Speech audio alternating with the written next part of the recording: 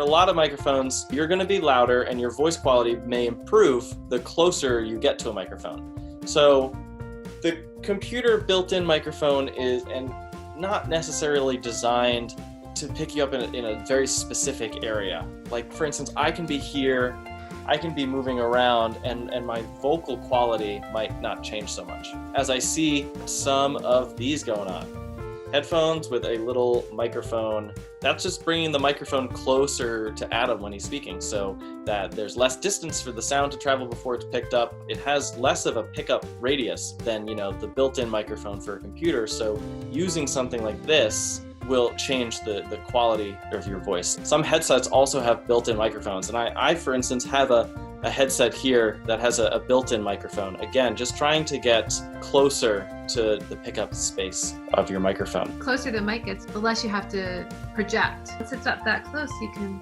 have to remember to sort of modulate your tone a little bit too. You can change your input volume and in your computer settings and on Zoom. And one thing that Zoom does automatically is enable the automatically adjust microphone volume to try to regulate what it's taking in from you as you speak. So if you get louder, you're not going to blow out somebody's ears. If you're spending a lot of time on Zoom calls, you're going to be wearing headphones a lot if you move to a headphone thing. So finding something comfortable is really important. And for me, I wear glasses, and I tend to get pain or a headache if I wear headphones that are too tight for long extended periods. So I tried to get something that had a lot of padding, so that way if I was wearing something for a long period of time, it could be depressed by my glasses and it wouldn't be pushing my glasses into my head.